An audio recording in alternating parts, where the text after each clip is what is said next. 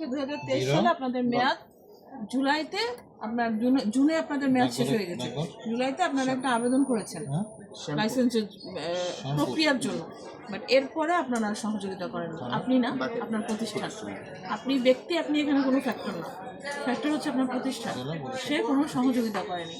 ওনারা একাধিকবার চিঠি দিয়েছে যে মূসকটা জমা দেন, আপনাদের একটা ভ্যাট ট্যাক্স আসে, একটা লাইসেন্স ফি আসে, কাগজ নাকি সব জমা দিচ্ছে, কাগজ দিয়েছে বাট টাকাটা জমা দেয় নাই।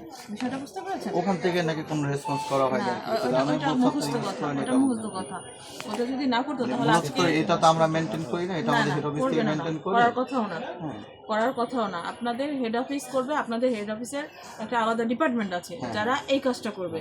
যারা আপনি করেন এই এই এই আউটলেটের সেলসের বিষয়টা আপনি দেখেন, কিন্তু আমরা আউটলেট আসা মানে হচ্ছে কি আপনার প্রতিষ্ঠানকে কাজ করা, ঠিক আছে? আপনাকে আমরা ডকুমেন্টস দিয়ে যাব, সব কিছু দেবো, ওইটা দিয়ে হচ্ছে কি আপনার প্রতিষ্ঠান আপনাকে ইয়া করবে, ঠিক আছে? মূলত মেইন টার্গেট আপনার প্রতিষ্ঠান, আপনি না।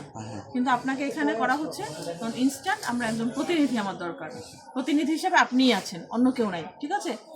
ওদেরকে করব না, কারণ আপনি ম্যানেজার, আপনাকেই করব, ঠিক আছে? প্রতিনিধিত্ব করছেন আপনি, ওরা আপনার হেল্পিং হ্যান্ড হিসেবে কাজ করছে, ঠিক আছে? এখন এটা মানে ফলাফল কি? এটা একটা আমি একটা জরিমানা করব, জাস্ট আপনারা যে এতদিন যে প্রথমবারের জন্য কোনো না না, প্রথমবারের জন্য আমি অ্যামাউন্টটা কম করব, জরিমানার পরিমাণটা খুবই কম করব। স্যার তো জানেন যে আমাদের কাগজটা জমা দিতে ওদেরকে এই জিনিসটা হলো 1 বছর 6 মাস হয়েছে, লাইসেন্সের মেয়াদ নেই, বুঝছেন? এর মধ্যে আপনাদের স্যাম্পল হয়েছে, টেস্ট রিপোর্ট আসছে, কিন্তু মূসক থেকে সিটি দেওয়া হয়েছে। ওই সিটি ওয়াইজ আপনারা আর সামনে কোনো তথ্য দেন না। আমি যতটুকু মানে আমি বললো এটা যে ওই যে 5 তারিখের প্রবলেমের জন্য নাকি ওইটা সেটা অনেক কমপ্লিট করতে পারে। 5ই আগস্ট গেছে, আর 5 মাস আগে। এখন কোনোভাবে কনসিডার করা যায় না, জরিমানা হবে। আমি সিম্পল ছোট জরিমানা করে দিচ্ছি, কিন্তু এরপরে জরিমানা আপনারা যদি কাগজ না ইয়া করেন, এরপরে যদি সহযোগিতা না করেন, তাহলে বড় ধরনের জরিমানা হবে, ঠিক আছে?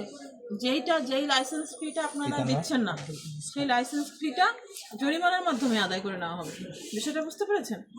যেটা না দিয়ে আপনারা কাজ করে যাচ্ছেন, আপনার প্রতিষ্ঠান করছে, সেইটা আমরা জরিমানার মাধ্যমেই সব আদায় করে নিব।